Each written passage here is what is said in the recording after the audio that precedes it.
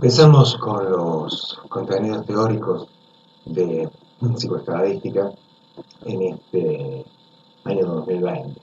Contenidos teóricos que, como saben, son solamente una parte de esta materia que tiene una componente práctica bastante importante, en una materia en la que los teóricos interesan en la medida en que pueden servir como fundamento para entender los procedimientos. Es una materia de procedimientos, de aplicación, de tal manera que va a ser muy difícil comprender realmente un contenido si no se ha hecho el ensayo de aplicarlo prácticamente. Por eso es que los prácticos van muy cercanos a los teóricos y por eso también es que sigue válida la recomendación de mantener la cercanía con la materia a lo largo del año. Esto quiere decir de no dejarla estar, no estudiarla toda junta, eh, no creer que puede aprenderse la unidad 2 si todavía no se sabe la uno. Estos contenidos se van construyendo de manera muy sucesiva, de modo que cada pieza de nuevos contenidos que vayamos viendo va a requerir del conocimiento de lo anterior. Sin eso se va a volver muy difícil porque lo más probable es que haga que estudiarlo de memoria y eso no, no es una buena manera, no es práctica, no es fácil y encima tampoco dura mucho. Uno se olvida demasiado rápido de las cosas que aprende de memoria. Si lo llevan más o menos al día, la materia no tiene contenidos demasiado difíciles. Bien, como ya habíamos dicho, la materia estadística hace aportes a la construcción de conocimiento, en particular desde la perspectiva de la investigación cuantitativa. La investigación cuantitativa tiene como característica particular el hecho de poder identificar a priori, desde el comienzo, qué, cuáles son los aspectos de la realidad que se observan, y eso en tres líneas que vamos a ir desarrollando en la clase de hoy.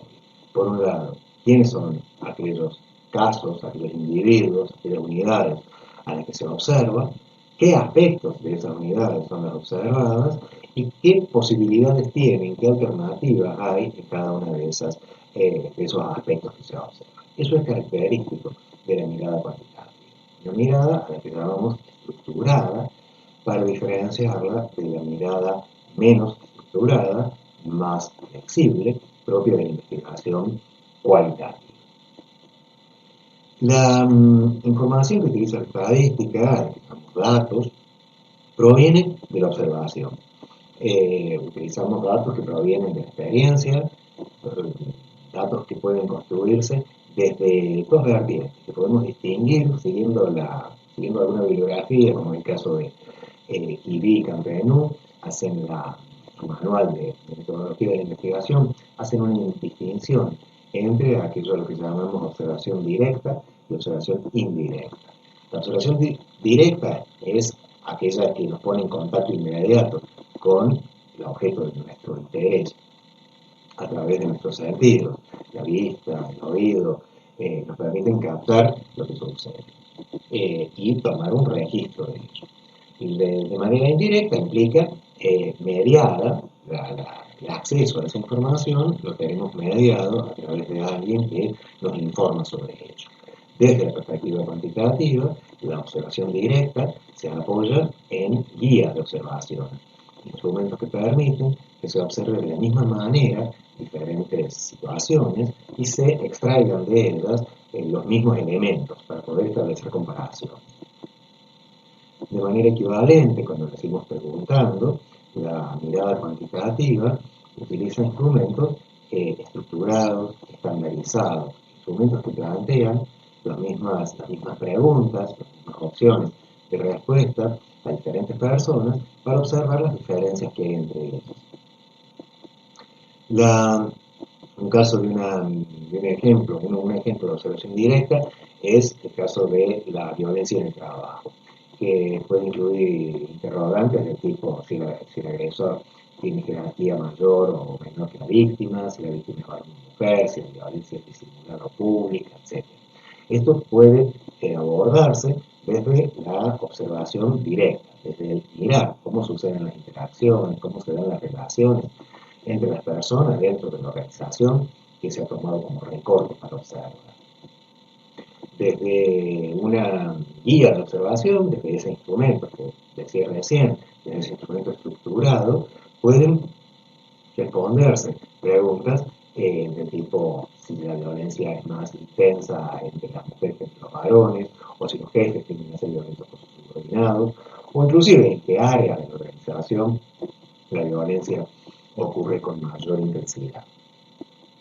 Otro ejemplo de observación directa podría ser aquel en el que nuestro objetivo está en distinguir los juegos de los estudiantes de escuela primaria y en el patio de la escuela, durante los recreos, observamos sus comportamientos.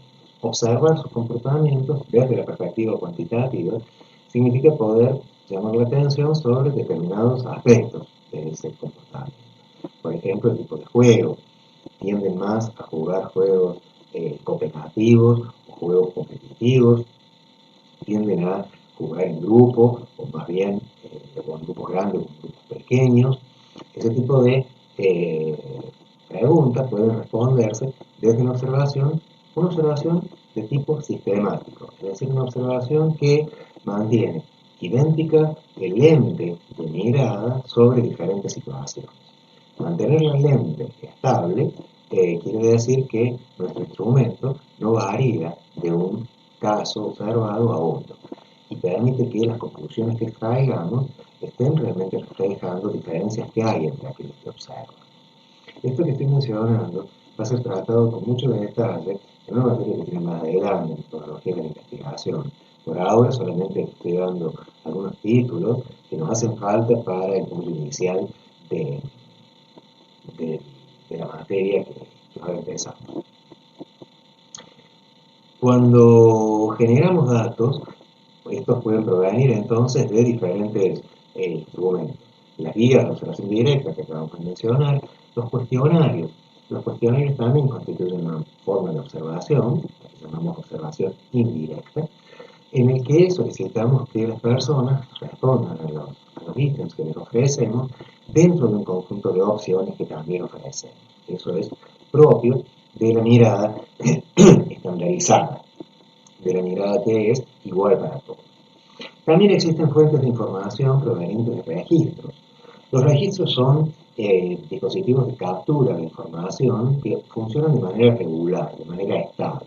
A diferencia de una observación que puede hacer durante un periodo de tiempo acotado o una encuesta que la hace en un momento del tiempo, los registros funcionan de manera continua, tomando información que sucede en tiempo real. Por ejemplo, registrando ingresos de hospitales, altas de hospitales, nacimientos, defunciones, etc. Estos registros, actualmente públicos, proveen también de datos estandarizados porque lo que se pide es siempre la misma información, se pide para cada uno de estos eventos que se informa, la información que se solicita es la misma.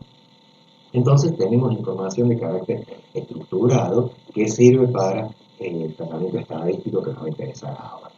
Nosotros ahora vamos a ocuparnos de una parte de nuestra materia se llama estadística descriptiva e inferencial. Y eso es porque la primera parte, la descriptiva, se ocupa de resumir la información, de presentarla de manera compacta, de manera sintética, para que se puedan sacar conclusiones de esa información. Normalmente, la estadística trabaja con volúmenes de información, cuestionarios aplicados a cantidades importantes de personas. Entonces necesita resumir la información para que se pueda leer. De lo contrario, tenemos un mar de datos en el que es imposible leer algo, es imposible sacar alguna conclusión.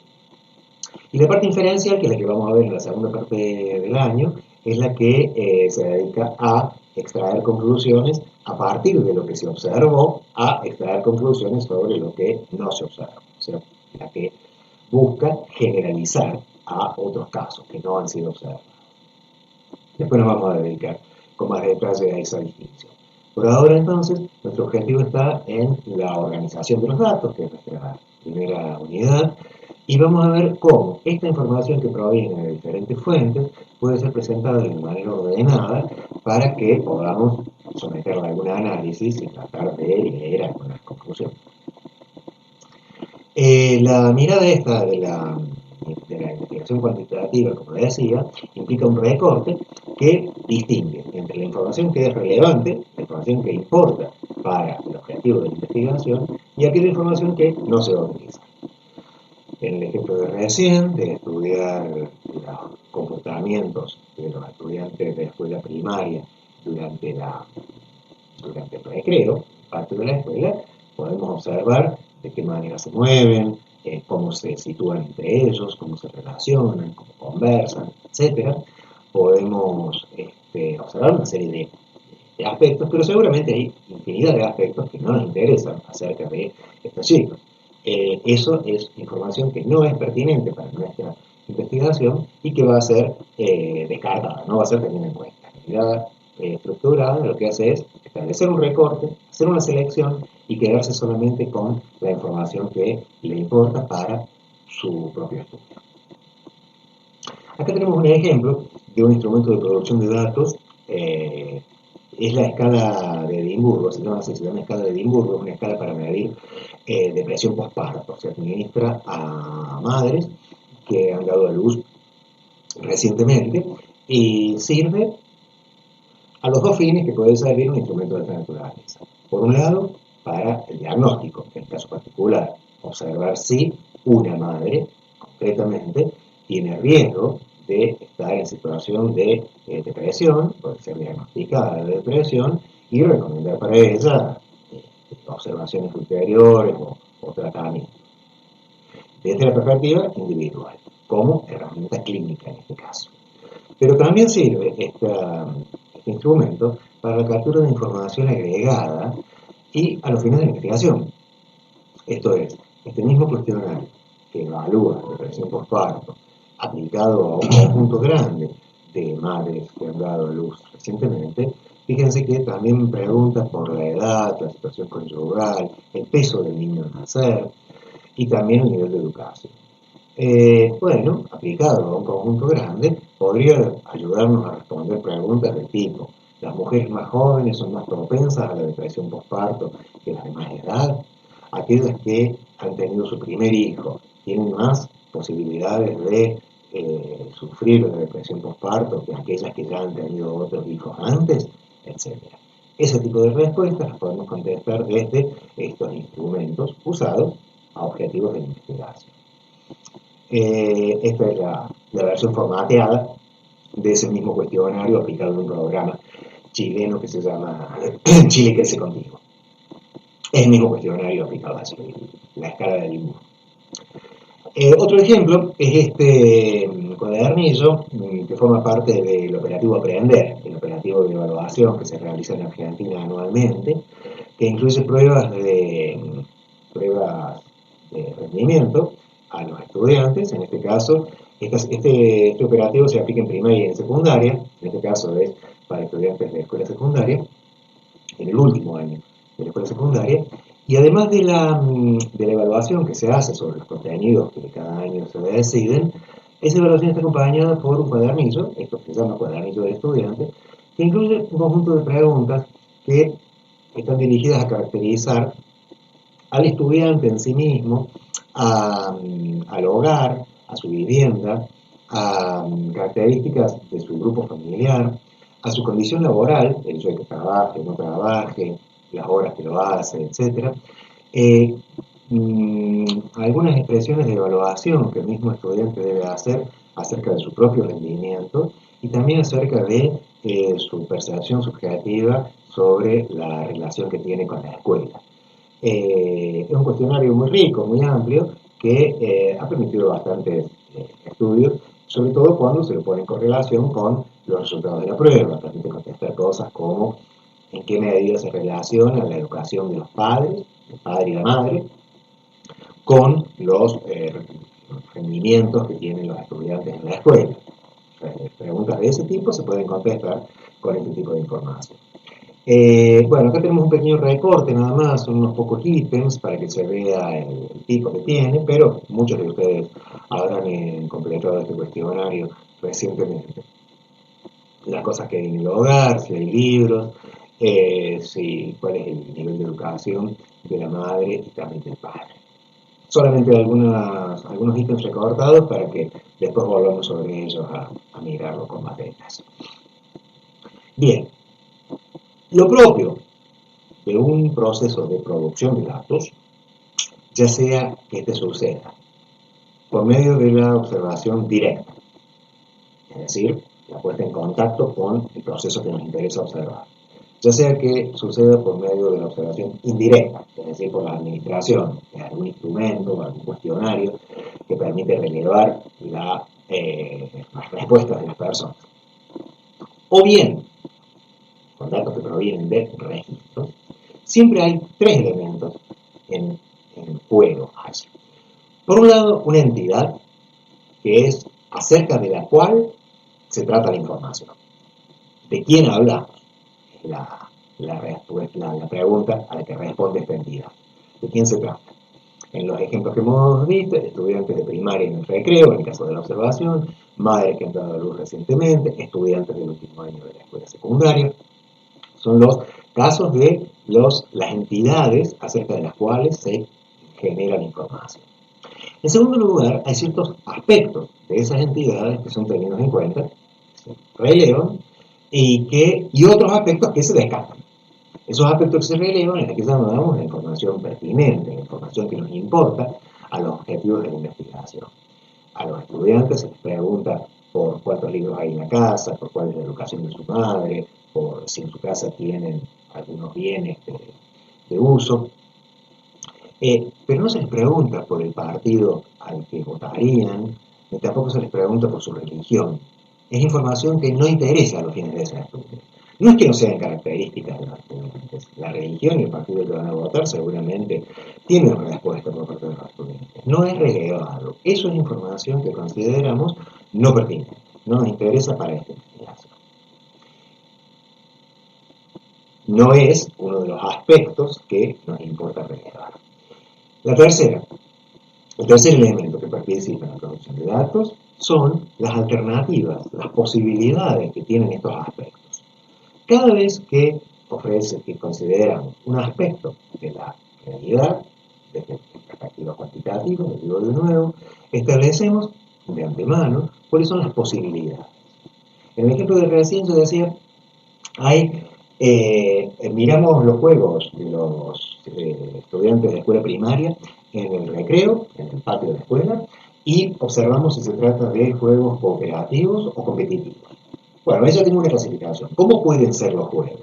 Bueno, según esa clasificación básica que he hecho, hay juegos cooperativos y juegos competitivos. Fin de la clasificación. Es una posibilidad. Por cierto que hay muchas otras. Hay muchas otras clasificaciones que pueden ser más ricas, más complejas que esta. Pero el punto sobre el que quiero llamar la atención es que cuando establecemos el aspecto, tipo de juego, también establecemos juntos las posibilidades que tiene, cuáles son las alternativas. Del mismo modo, aunque se nota más claramente en el caso de un cuestionario, cuando presentamos una pregunta y ofrecemos opciones de respuesta. Esas opciones de respuesta aparecen como las alternativas para esos aspectos. Bien, estos tres elementos son los que van a jugar un rol central en el análisis en todos los análisis que vamos a hacer a continuación. Cada uno de ellos tiene su nombre. El primero, las unidades de análisis. La unidad de análisis es la entidad de la que captamos información. O sea, los que recién estábamos llamando, las madres que recién dan a luz, los estudiantes de la escuela secundaria, etc. Esas entidades son las unidades de análisis. No es obligatorio que sean personas, no tienen que ser humanos necesariamente. Las unidades de análisis pueden ser países. Y de cada país uno puede relevar cierta información. Por ejemplo, qué tipo de gobierno tiene, si tiene un gobierno democrático, si tiene una monarquía, o una democracia parlamentaria, ¿okay? Cuántos habitantes tiene, cuál es el tipo principal de exportación que tiene, etc. Cada unidad de análisis, en este caso las unidades de análisis serían países. ¿Sí? Las unidades de análisis son entidades, personas, grupos, un hogar, los hogares, etc. Cada unidad de las que relevamos se llama caso, es un caso o una observación. El segundo elemento que juega acá, esos aspectos que decíamos de las unidades de análisis, se llama variable. Cuidado con la palabra variable. La variable lo más probable es que lleve a pensar en matemática, en la X, la Y, las relaciones lineales, los sistemas de ecuaciones, cosas por el estilo. Está bien, tiene que ver con eso. Lo vamos a ver más adelante. Pero por ahora nos vamos a quedar con un concepto de variable muy básico, ¿sí? Eso que le da su nombre. Una variable es algo que varía. Un aspecto de las unidades de análisis que es distinto para los distintos individuos. Es decir, que no todos los individuos son iguales en ese aspecto. Variable en este contexto está tomada como el antónimo de constante. Lo opuesto a variable es constante. Constante es algo que es igual para todos. Variable es algo que reconoce variabilidad. Es distinto según los individuos. Puede valer una cosa, puede valer otra. Si uno pregunta por la existencia de libros del hogar, bueno, algunos estudiantes dirán que hay más de 10 libros, algunos dirán que hay más de 20, otros dirán que hay menos de 5, etc. Dan resultados, dan respuestas diferentes los diferentes individuos. Eso es lo que lo vuelve variable. O sea, un aspecto de las unidades de análisis que cambia para los diferentes individuos. En realidad, las variables son el centro de nuestra investigación. Nosotros vamos a considerar como de interés para la investigación justamente la variabilidad. Cuando preguntamos cosas como ¿por qué algunos estudiantes tienen trayectorias escolares que se parecen en mucho a lo que indican las prescripciones ministeriales? Las cumplen en el periodo que está pautado y cuando llegue el tiempo egresan. Y otros tienen trayectorias diferentes, interrumpidas, quizás más largas, con algunas repeticiones de algunos años, entre medio, etc. ¿Qué hace que eso sea variable? ¿Por qué algunos sí y otros no? Y ahí es donde podemos formular hipótesis, diciendo, bueno, esto puede estar relacionado con una serie de posibles factores explicativos. Pero si eso no tuviera variabilidad, no constituiría una pregunta de investigación, no tendría interés para la investigación. Entonces, las variables son nuestra razón de ser en esta estadística. Por último, el tercer elemento que juega son las categorías de la variable, o sea, las posibilidades que tiene la variable. Cada vez que definimos una variable, decimos esto puede ser de, recién con el ejemplo de las trayectorias escolares. Dije, algunos tienen las trayectorias como dice el ministerio, es decir, entran a cierta edad, recorren el trayecto y cuando cumplen la edad correspondiente egresan. Otros ingresan, dejan, vuelven a ingresar, vuelven a dejar, etc. Otros avanzan, repiten, vuelven a avanzar, repiten, etc. Finalmente completan, algunos no completan, etc. Todas esas posibilidades que acabo de mencionar son categorías posibles, son modelos de trayectoria. Esas son las categorías. Por cierto, que puede ser mucho más sencillo. Sí, de individuos, de las personas, considero como variable, como aspecto a relevar, algo como la edad. La edad es una variable, claro está, hay gente de 20 años, hay gente de 25, hay gente de 90. Eso es una variable. Y tiene como posibilidades, valores numéricos, que van desde 0 hasta 110, 120 o alguna edad máxima que podamos imaginar o conocer. Entonces, las posibilidades de la variable, que pueden ser numéricas o no, este ejemplo de las edades es numérica, pero también es una variable el tipo de escuela, como vamos a ver un ejemplo enseguida, el tipo de escuela de la que ingresó, si la escuela es estatal o es privada. ¿Sí? Esas dos posibilidades, estatal o privada, constituyen una categorización. Así tenemos dos categorías para la variable tipo de escuela de la cual ingresó. ¿Se puede enriquecer? Claro que se puede enriquecer. Siendo estatal, puede ser nacional, provincial o municipal. Ya tenemos tres categorías dentro de estatal, no solamente una, no solamente la estatal. Y siendo privada, puede ser privada laica, privada confesional. Entonces ahora las categorías son más amplias, más ricas, más detalladas. Pero en todo caso se trata de alternativas posibles, posibilidades de la variable. posible. A menudo se utiliza para las categorías también la palabra valores. La palabra valores se usa más cuando son numéricas, ¿sí? Pero son bastante sinónimos. Es muy común que las categorías de una variable se codifiquen de manera numérica. Acá está el ejemplo de la pregunta 6 del cuestionario de depresión postparto, que decía, no es una pregunta, es una afirmación en la cual la persona que responde debe decidir en qué medida le sucede eso. Las cosas me oprimen o agobian, y va desde 0, que es nada, hasta 3, que es sí, la mayor parte de las veces. Eso está codificado de manera numérica. Pero eso a veces se usa así y otras veces no. Acá tenemos otro ejemplo. Este es el cuestionario del operativo Aprender. ¿Cuánto tarda en llegar a la escuela? Bueno, menos de media hora, entre media y una, entre 1 y 2, más de 2 horas, etcétera. Son las opciones de respuesta, no están codificadas de manera numérica en el cuestionario.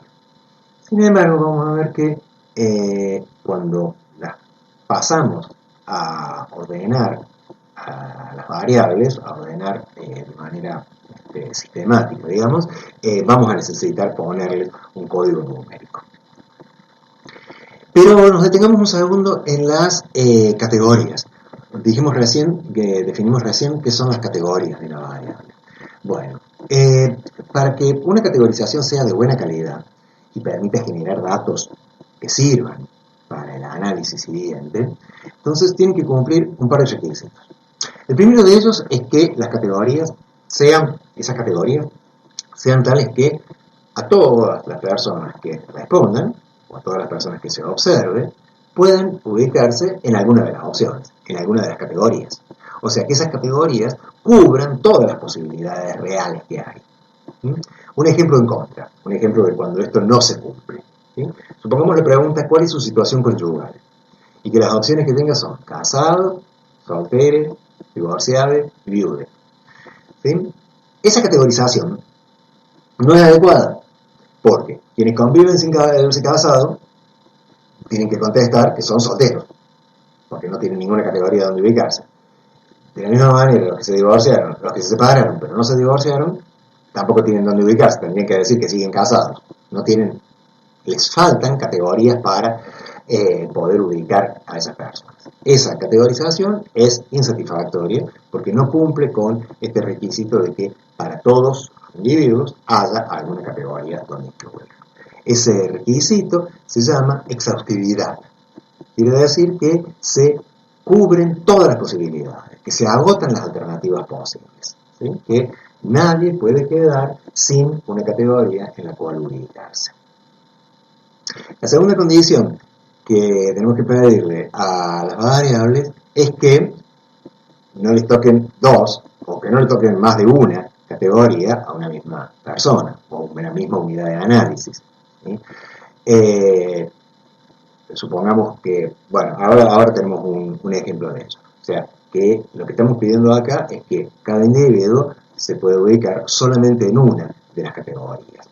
Acá tenemos un ejemplo en contra también, un contraejemplo de cuando esto no sucede. Si la pregunta de qué tipo de escuela egresó usted tiene opciones provincial, municipal, urbana y rural, esa categorización es muy inadecuada. ¿Por qué? Porque hay escuelas urbanas que son provinciales, hay escuelas urbanas que son municipales, entonces alguien puede contestar que su escuela que la escuela de la que egresó es provincial y rural, o provincial y urbana. O sea, va a elegir más de una categoría de esas que se le ofrece. En consecuencia, no va a servir así presentada la pregunta para transformarse en una variable que permita el análisis.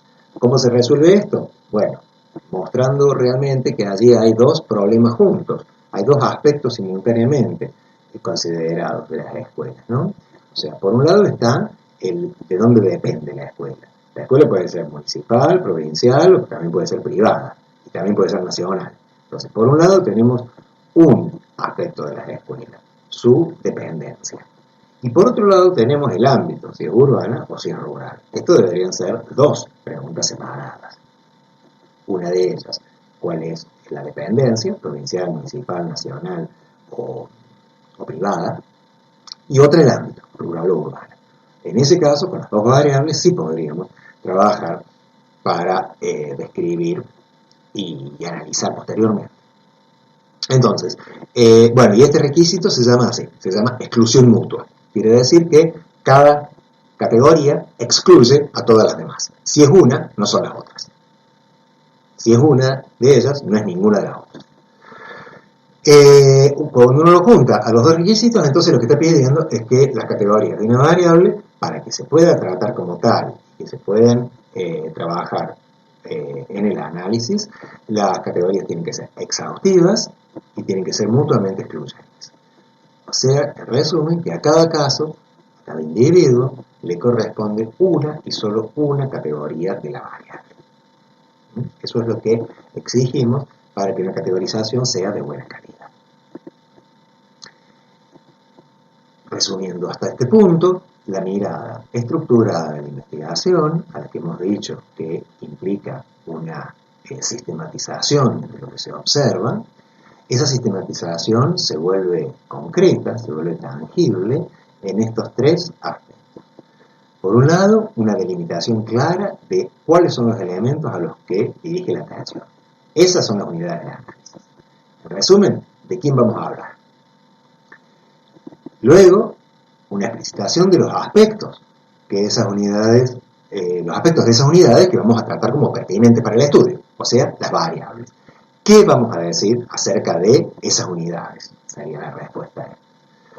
Y la tercera es que a priori se definen cuáles son las posibilidades de esas variables, de esos aspectos. O sea, cómo pueden resultar estos aspectos. A esas tres cosas las fija a priori la mirada cuantitativa, al servicio de lo cual se encuentran las técnicas de análisis de datos que traemos en nuestra materia.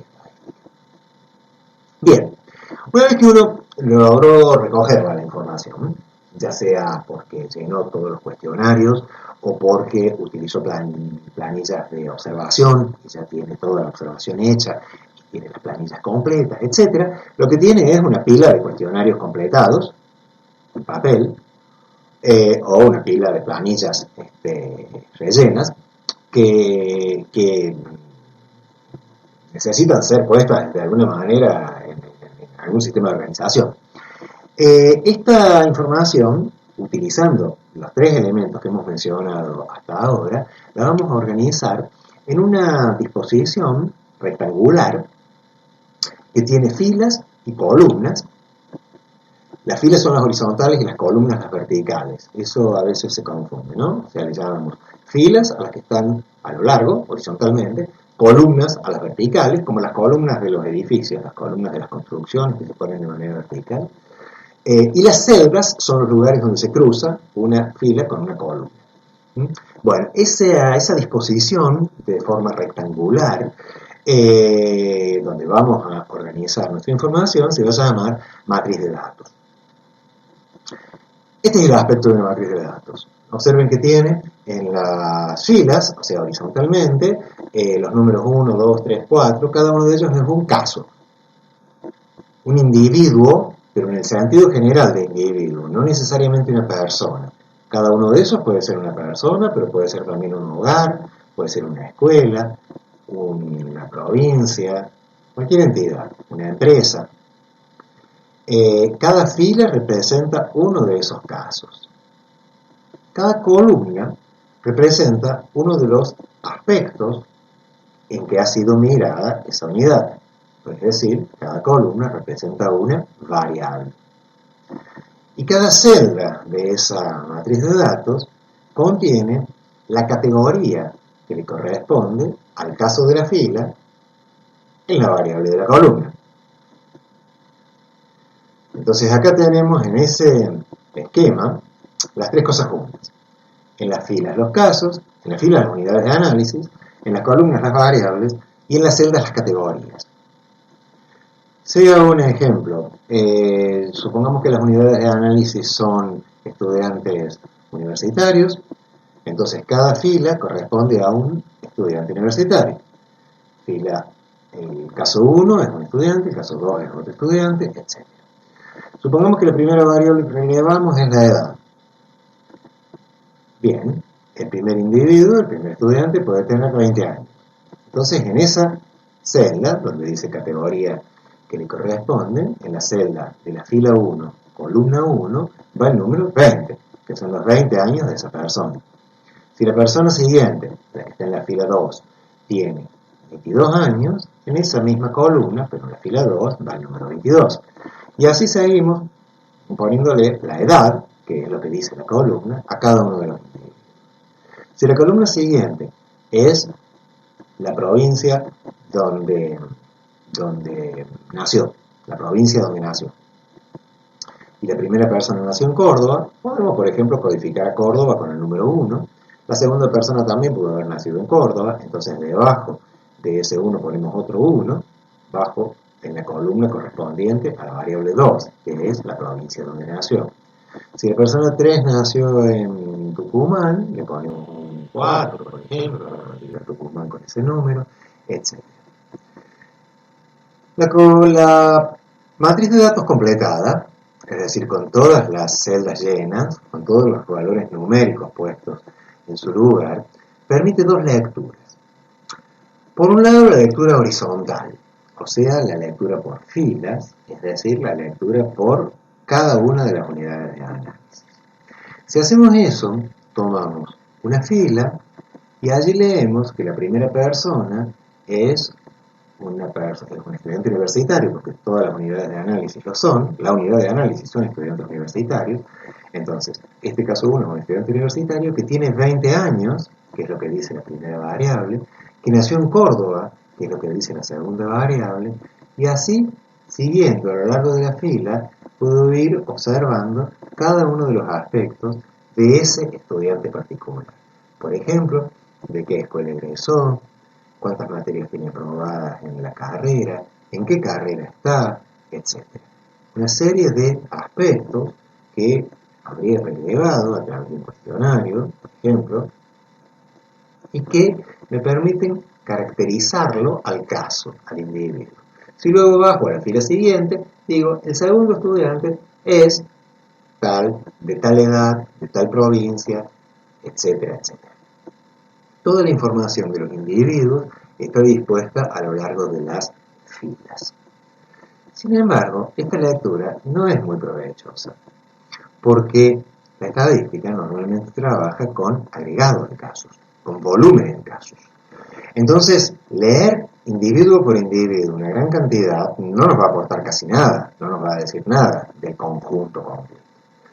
Por el contrario, la segunda mirada de esta matriz de datos, que es la que sí nos interesa, es la que hacemos por las columnas, la que nos permite verla verticalmente, la matriz de datos, desde las variables.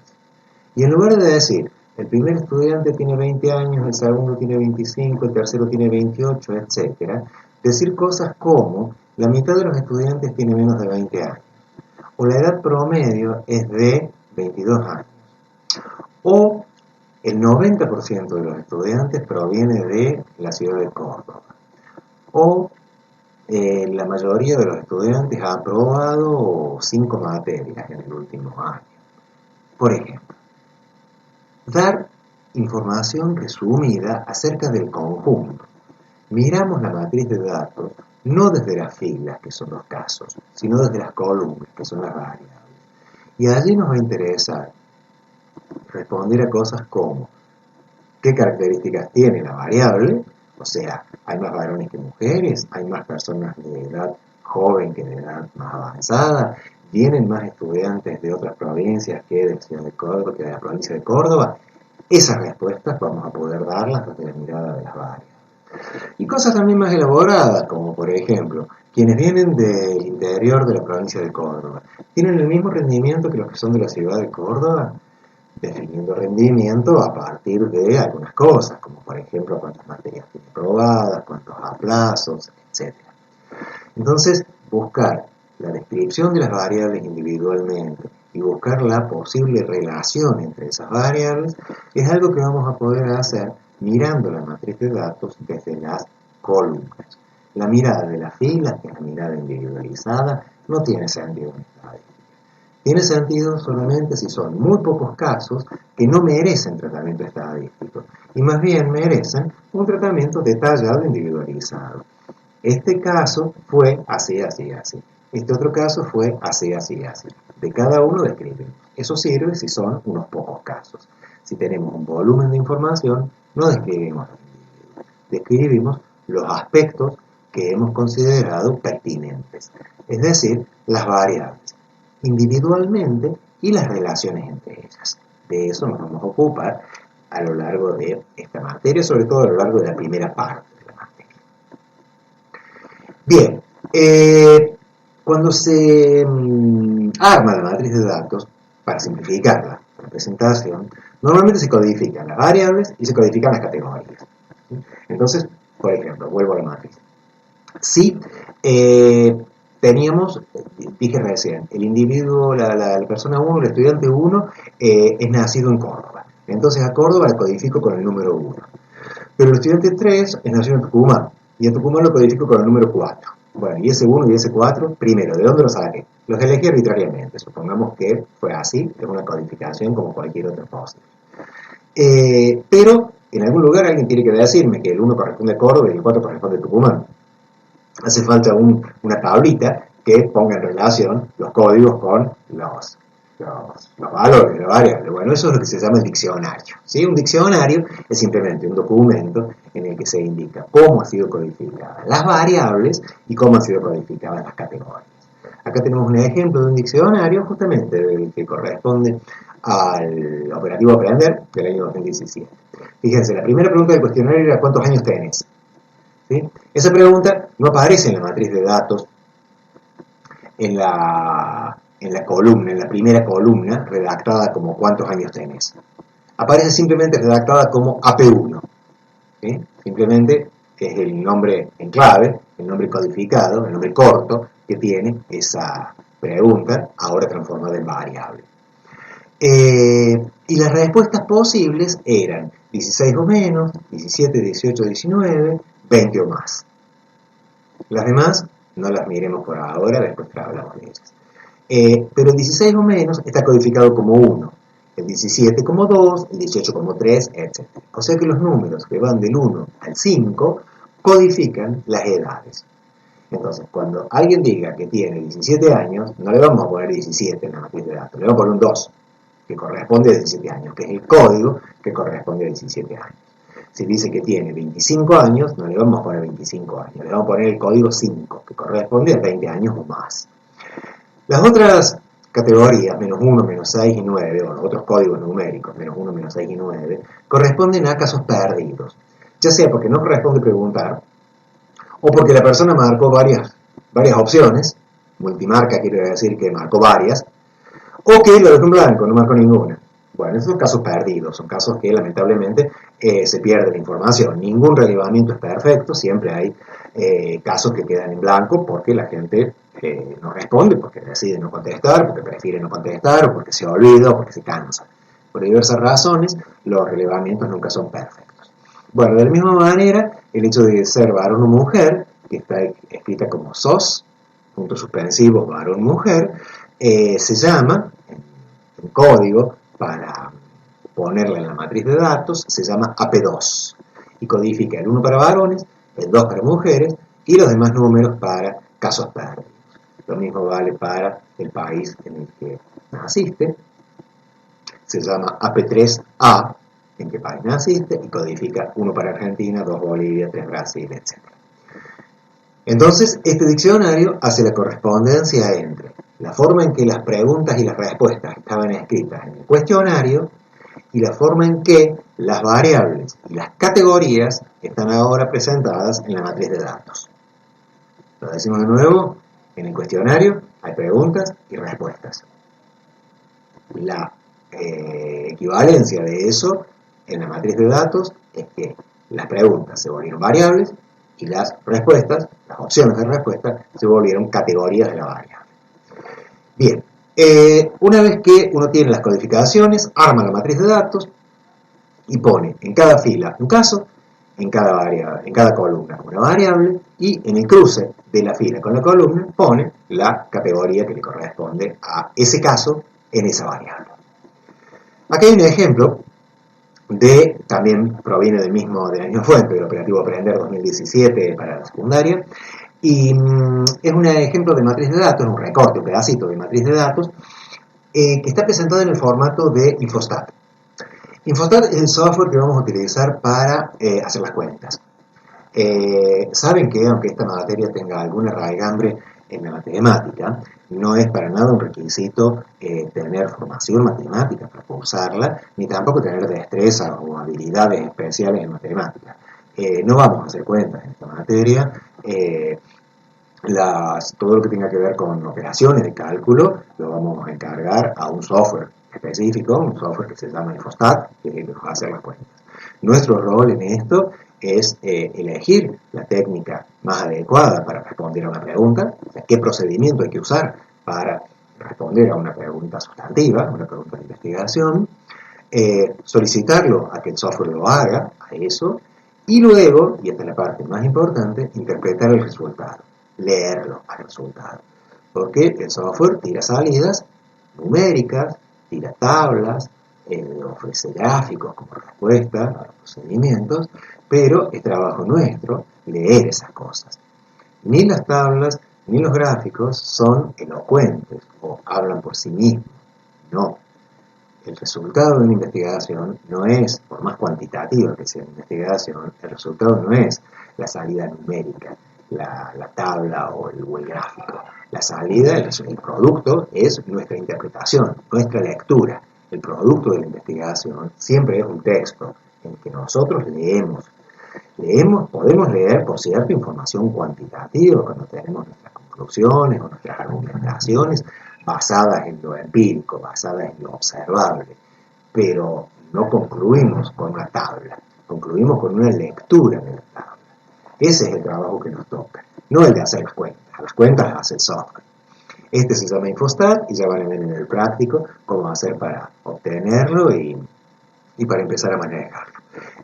Bueno, en este recorte de matriz de datos que pueden ver acá, están los casos, 1, 2, 3, acá está recortado hasta el caso, hasta la línea número 14, son todos estudiantes de último curso de escuela media de República Argentina, y las columnas, AP1 ya sabemos que es la edad, AP2 es sexo, AP3A era el país de nacimiento, entonces ya sabemos que el primer individuo, la primera persona que contestó, tiene una edad 2, ahora hay que ir a fijarse en el diccionario, ya me olvidé cuál era la edad 2, 17 años, tiene 17 años, 2 es mujer, ¿sí?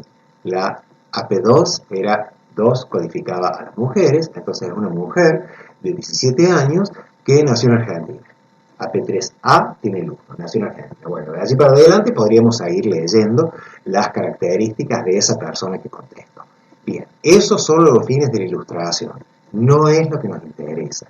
La que nos interesa es la lectura vertical de esta matriz de datos, describir las variables y ver cómo se relacionan entre sí. Esa va a ser nuestra tarea principal. Bien. Como podemos ver acá, la matriz de datos está toda rellena de números. Por supuesto que esos números, acabamos de decirlo, codifican letras. O sea, ahí ese 2, el primer 2 que está en el caso 1, AP1, ese 2 está codificando 17 años de edad. El 2 que tiene al lado, eso está codificando a sexo femenino. El 1 que está al lado está codificando a país de nacimiento, Argentina, etc. O sea, todos los que están dentro de la matriz de datos, en las celdas de la matriz de datos, son números. Sin embargo, no tienen la misma jerarquía, no tienen la misma naturaleza esos números. Fíjense que consideren el uso del número. El 1 y el 2 para codificar varones y mujeres, o Argentina el 1, Bolivia el 2, Brasil el 3, versus utilizar el 1 para una materia aprobada, 2 materias aprobadas, 3 materias aprobadas, 0 materias aprobadas, etc. En ambos casos se trata de números, pero el significado de esos números es bastante distinto. Las operaciones que se pueden hacer con esos números son diferentes. Y casi todo lo que hagamos de acá para adelante en esta materia va a depender de qué significado tengan esos números. ¿Sí? Eso, el contenido de eso se llama niveles de medición, digamos, el problema que aborda este diferente significado de los números, se llama así, los diferentes niveles de medición de los números, y va a ser tema de la próxima clase.